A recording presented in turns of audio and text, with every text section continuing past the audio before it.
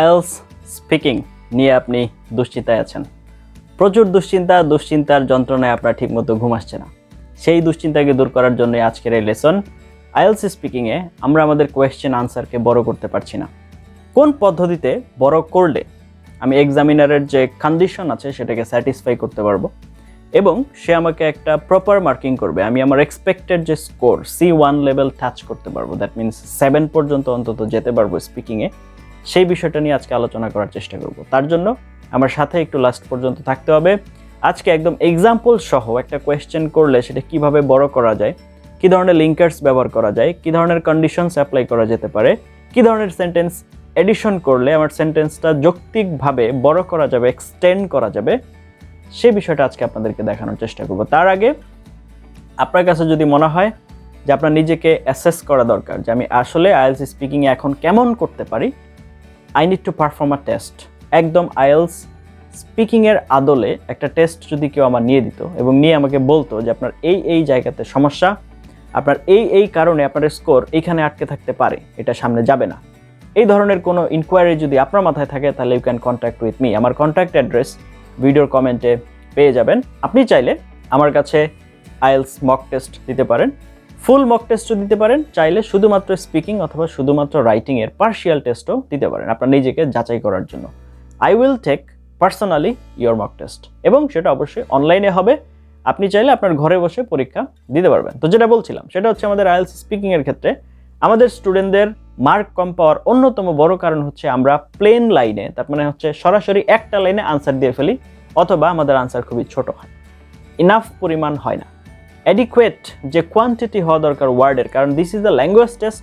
Language টেস্টে আপনি language কতটুকু ব্যবহার করতে পারেন সেটা বোঝা যাবে আপনি ল্যাঙ্গুয়েজ ব্যবহার করলে। দ্যাট মিনস আপনি যদি বলেন তখনই এক্সামিনার আপনাকে অ্যাসেস করতে পারবে যে আসলে আপনি কতটুকু বলেন বা কিভাবে বলেন।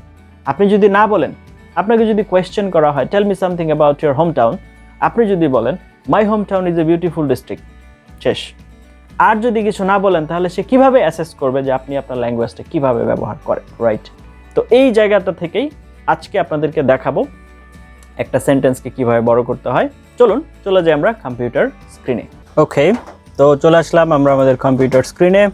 আজকে আমরা আইএলস স্পিকিংয়ের ক্ষেত্রে সবচাইতে গুরুত্বপূর্ণ যে বিষয়টি সেটি হচ্ছে একটা আনসারকে আমরা কিভাবে বড় করতে পারি সেটা আমরা জানার চেষ্টা করব। ফার্স্ট অফ অল প্রথম যে পার্টটা আসে সেটা হচ্ছে ফিলিংস এবং opinion.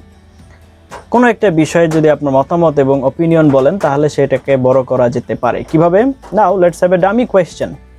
What do you like to do in your spare time? Spare time মানে হচ্ছে আপনি আপনার অবসর সময়ে কি করতে পছন্দ করেন।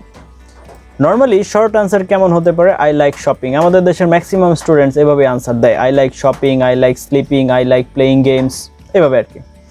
কিন্তু আমরা এটাকে একটা স্ট্যান্ডার্ড আনসার কিভাবে দিতে পারি? Let's have a look. I like shopping, দেখুন এইটুকু দিলাম, ওইখানে যা ছিল এখানেও তাই দিলাম।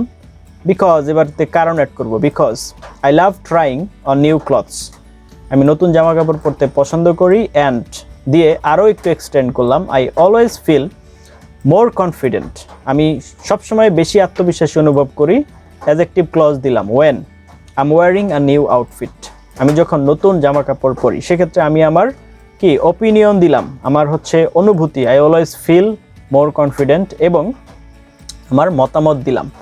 আমার আনসারকে বড় করার জন্য আমি এই জিনিসটাকে কাজে লাগালাম, কি দিলাম?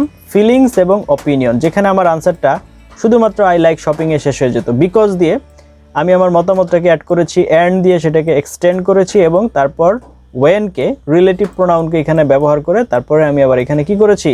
আরও একটু এক্সটেন্ড করেছি। তাহলে এইভাবে আমরা মডেল আনসার এক্সটেন্ড করতে পারি। Okay, now contrasting details. আমরা যদি ডিটেলস সংযুক্ত করি, ঠিক আছে, তাহলে কিভাবে? How long have you worked there, আপনি এখানে কতদিন যাবত কাজ করছেন?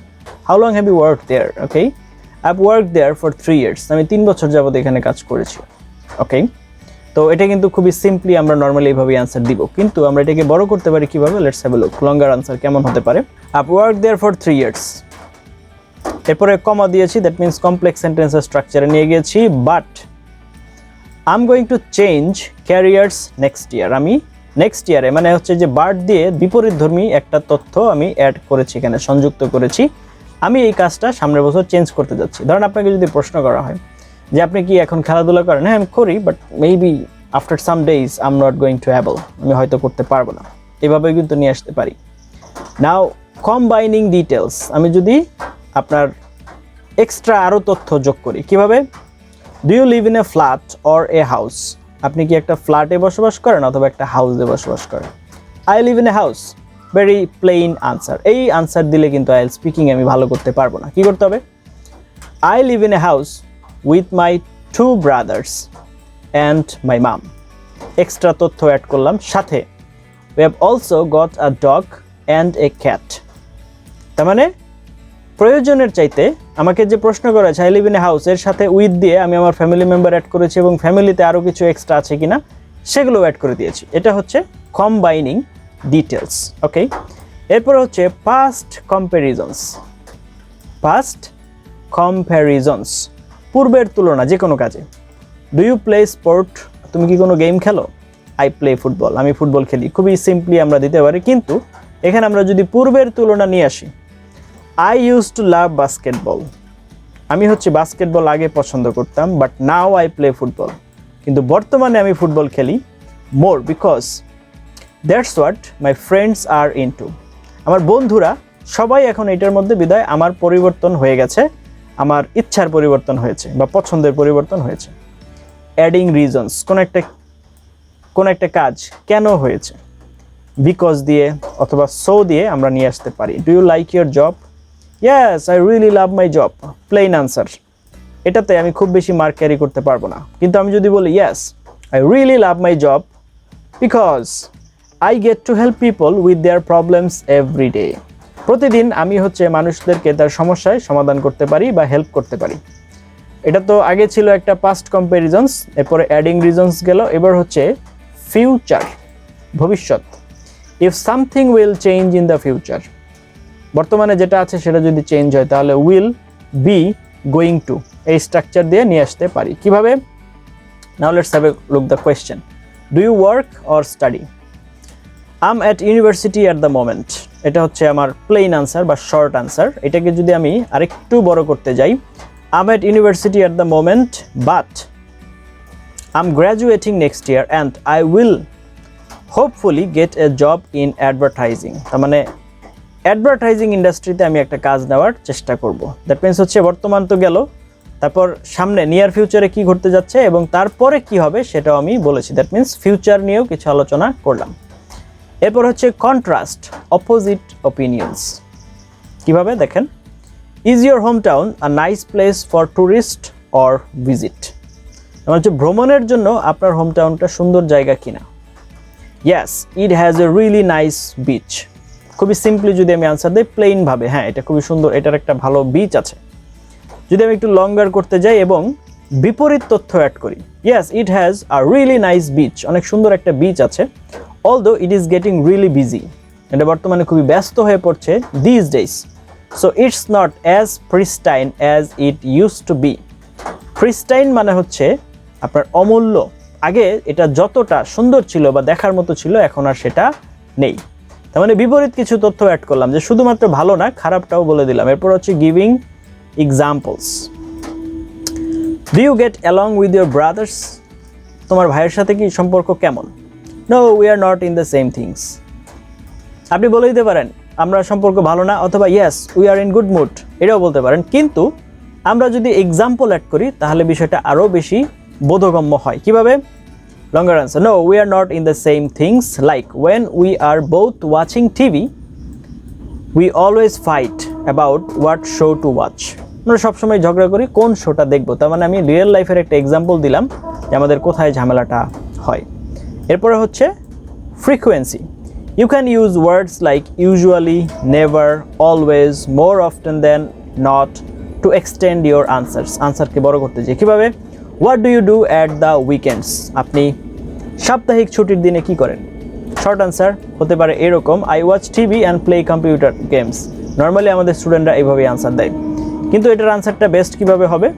I usually watch TV and play computer games, এটা ছিল। এখন বাট এবার হচ্ছে মাঝে মধ্যে আমি কি করি সেটাও বলবো। Sometimes I go out for a drink with my friends, আমি আমার ফ্রেন্ডের সাথে ড্রিঙ্ক করতে যাই।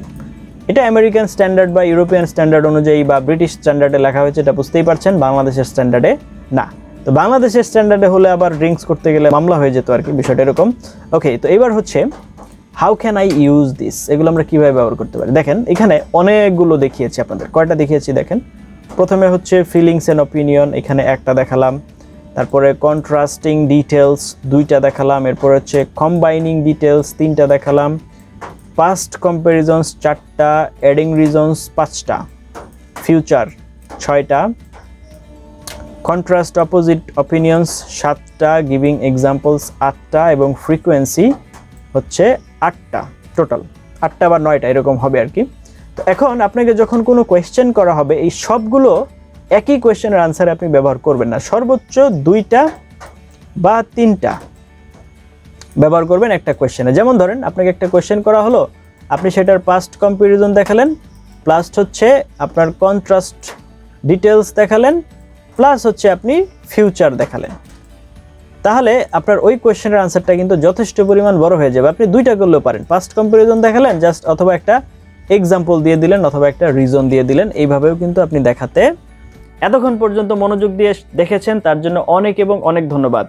আপনার কাছে একটা রিকোয়েস্ট থাকবে, আপনার কাছে যদি মনে হয় যে এই লেসনটি আপনার কাছে সামান্যতম আপনার উপকার হয়েছে, তাহলে অবশ্যই আমার চ্যানেল সাবস্ক্রাইব করতে ভুলবেন না এবং আপনার ফ্রেন্ডস অ্যান্ড ফ্যামিলির সাথে শেয়ার করতেও ভুলবেন না এই লেসনটি।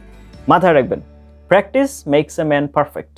আপনি যত বেশি প্র্যাকটিস করবেন, তত বেশি আপনি এটাতে ভালো করবেন, তত আপনি কম ভালো করবেন। কেন? কারণ হচ্ছে speaking is all about your practice. Speaking is nothing like you can memorize. Speaking কখনোই কোনো মুখস্থ করার বিষয় না। আপনি ওয়ার্ড মিনিং মুখস্থ করতে পারেন, কিন্তু আপনি কখনো কথা বলা মুখস্থ করতে পারবেন না। You can memorize information, you can memorize word, you can memorize phrase, but অবশ্যই আপনাকে কথা বলতে হলে কথা বলতে হবে এবং প্রয়োজনে সময় উপযোগী কথা বলতে হবে। অপ্রয়োজনে, যেখানে প্রয়োজন না, সেই কথা বলে লাভ নেই। যাই হোক, এতক্ষণ পর্যন্ত সাথে ছিলেন, মনোযোগ দিয়ে দেখেছেন লেসনটি, তার জন্য আপনাকে অনেক এবং অনেক ধন্যবাদ।